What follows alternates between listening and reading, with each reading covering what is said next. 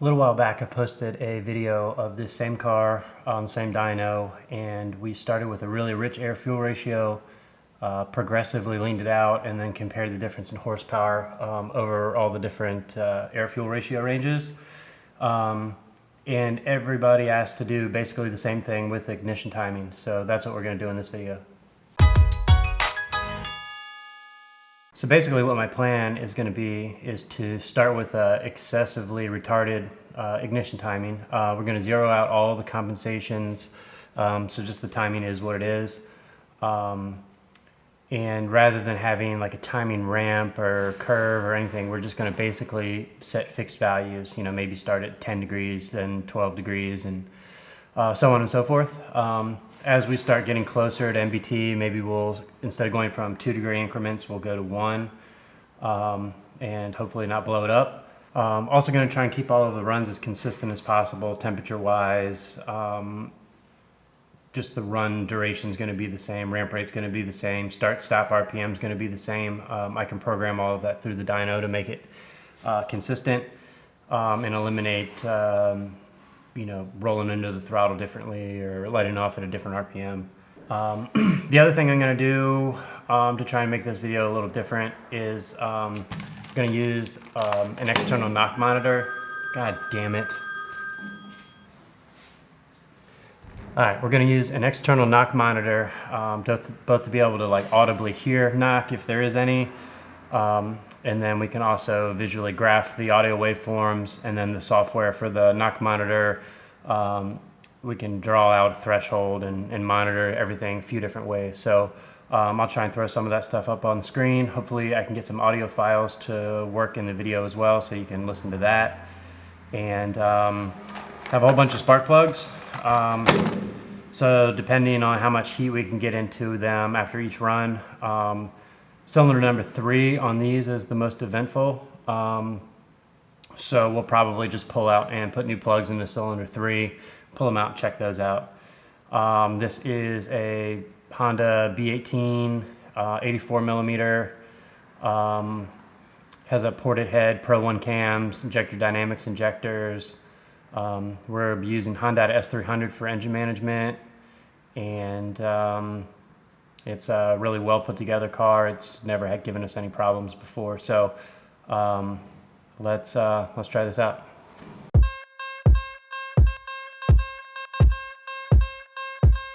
Alright, today's video is sponsored by Tuner Nerd and their Knock Monitor Pro. This is actually a V2. They have a new V3 unit out. And you can see in this video it becomes a pretty helpful tool when dialing in ignition timing. It's actually far more configurable than what I'm using it for in the video. You can run boost into it, air fuel into it, has a built-in like virtual dyno. You can trigger outputs from your ECU to, you know, whether you want to trigger a rev limiter or turn the boost controller off, or however you want to configure it. It's based off of your ECU. But tunernerd.com is their website, and we'll leave links in the description to all their other social media stuff. So Tuner Nerd isn't really sponsoring me for this video, they're sponsoring you guys, and they have offered to give away 1 free Knock Monitor Pro. All you need to do is to subscribe to this channel if you haven't already, like this video, and just comment below and let us know that you would like to have a chance at winning one of these. They do ship worldwide, so regardless of where you're at, you have an opportunity to win. And if you want to share this video or wherever, tell your friends about it, that would be greatly appreciated as well. So good luck, and somebody's going to really enjoy this thing.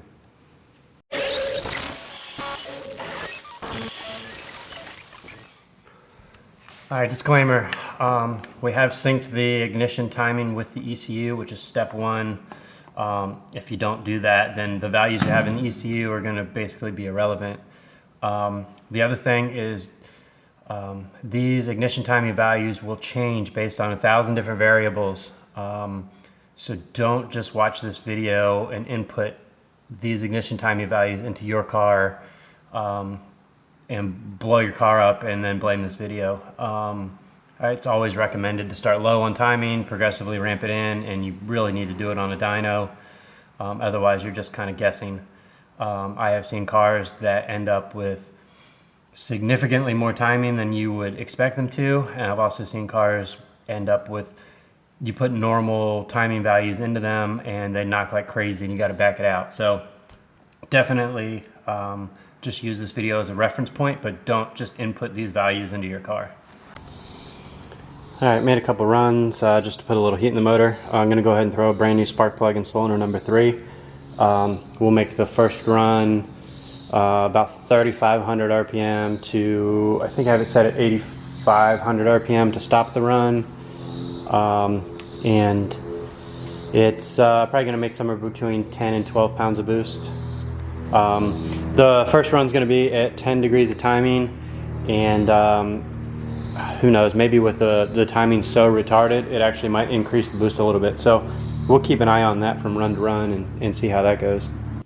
Okay, just to give you an idea of what's going on, we're here under ignition compensation. We have zeros for anything that would be modifying the timing. And I guess we can just make this whole thing 10.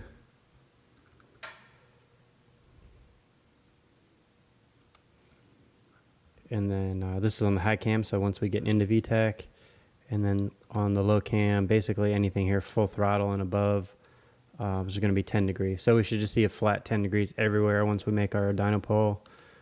And I'm not going to make any changes to the fueling or the boost. The boost controller is actually turned off. But with the ignition timing so retarded, we might see some changes maybe to the fueling or the boost. So we'll just have to keep an eye on it. But we're going to make all these runs without changing any of that stuff.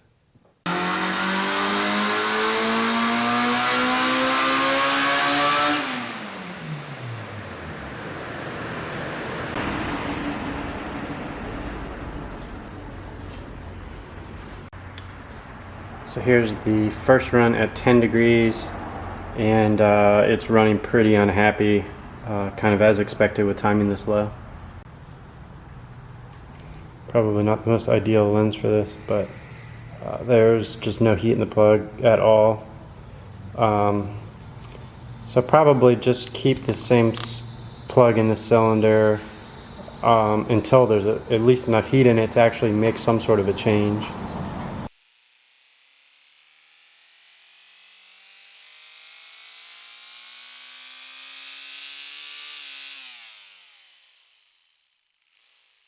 This is pretty flat. Timing's dead flat at 10 degrees, so let's bump it up to 12 and see what happens. A magic trick. Just learned this one the other day. Maybe everyone else in the world knows this but me, but nitrous guy was here.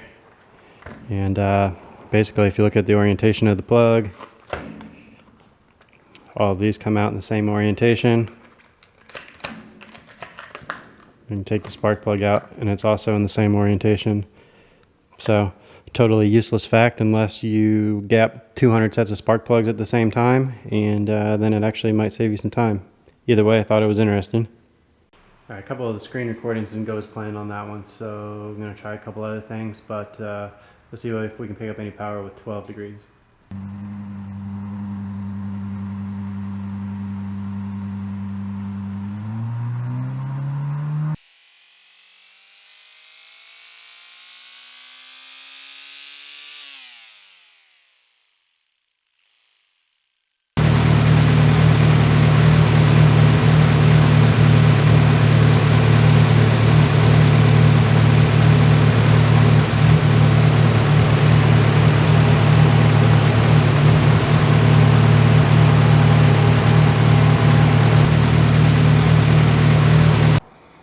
There's no point in running around like crazy to get all of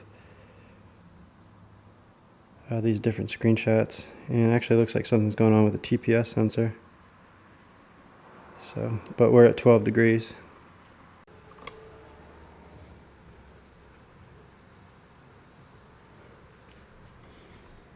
So you can see it smoothed the graph out, but it's running a little happier, but didn't really pick up a whole lot on that one. But it's probably just because it's still so undertimed. I'd imagine once we bump it up a little more, then those numbers will start increasing. But in this range, there's about 15 horsepower or so, which I kind of would have expected a little bit more. But there's definitely some stuff that goes on in this Hondata software that I've questioned for a long time, and I have a feeling this is going to confirm some of my suspicions. At 12 degrees, I still got nothing on the plug. We'll throw another one in for the hell of it.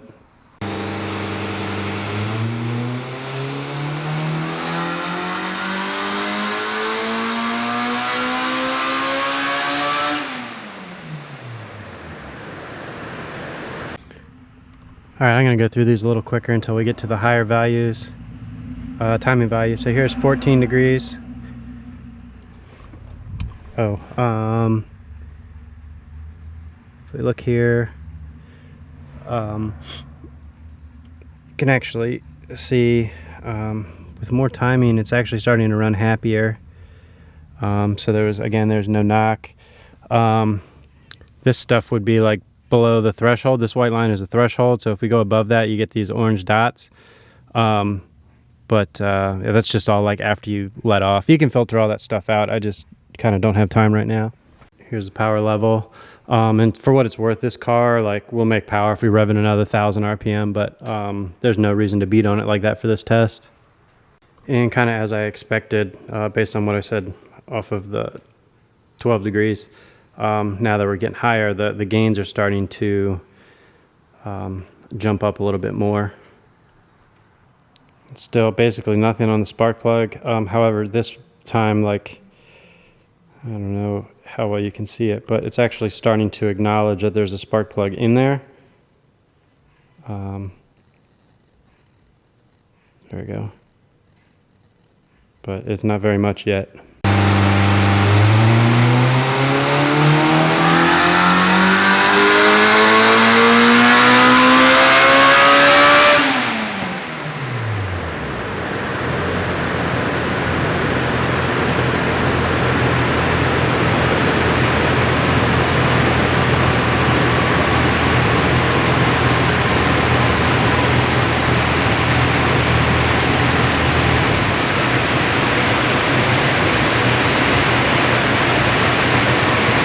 So if you've been following my channel long, you have probably heard me mention multiple times that I don't like flat timing curves. And I'll progressively bring timing in after peak torque. And it's kind of really starting to show itself here in a couple of ways. One, it picked up a good amount of power at higher RPM compared to everywhere else. But also, if we come in and we look at the knock monitor, right in that peak torque range, actually looks like we might have a little bit of knock. Now I just don't trust the dots in the threshold. I like to listen to the audio wave file, which is over here. So I'm going to download that now and pull it. It's a little hard to listen to it while you're making a run and trying to monitor 40 different things. Now let's look at the spark plug. Still basically nothing on the plug. Again, I'm just going to throw another one in there just for the hell of it.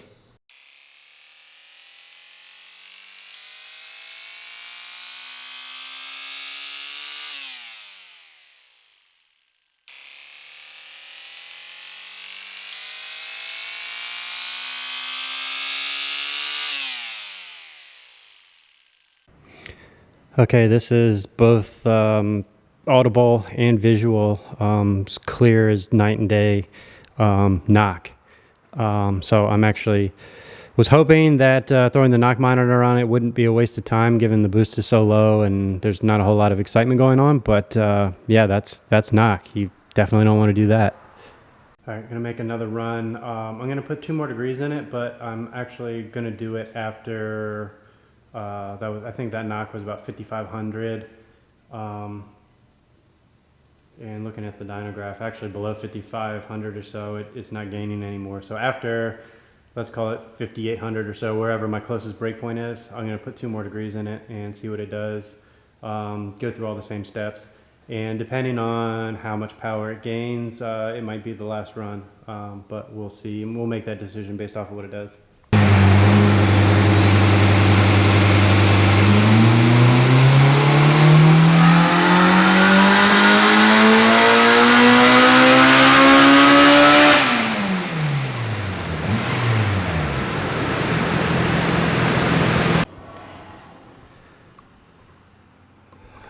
Here is with a little more timing up top. And you can see timing's the same.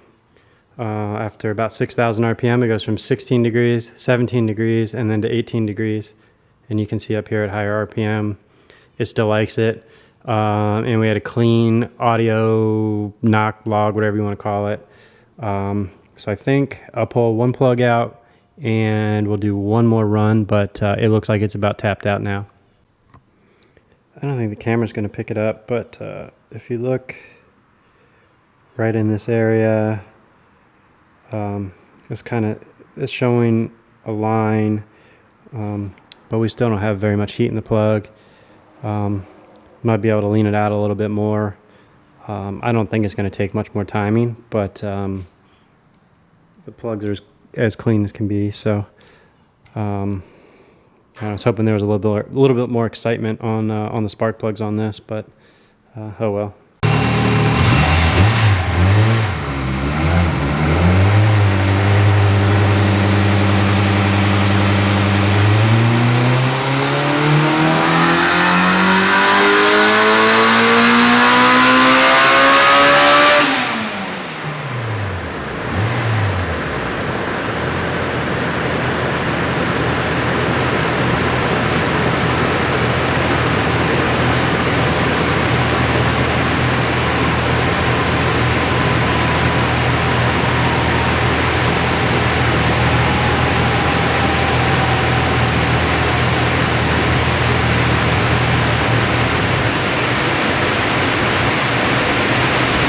All right, on this one, I just went ahead and did a flat 20 degrees everywhere on the high cam.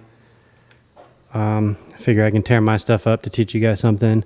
And just, I guess, kind of as you would expect, it didn't do anything down where it clearly was unhappy. And the gains were so minimal up here at higher RPM, I mean, talking 3 or 4 horsepower, that very well could just be from, the difference run to run, temperature. So it's definitely done on timing. Let's look at the knock, log, and a spark plug. So it's still pretty cold. We're starting to get a little temperature right there at the tip. Yeah, it's not a lot of excitement on the plugs, but now let's look at the knock monitor. Okay, on this one you can see we got a couple little points of knock.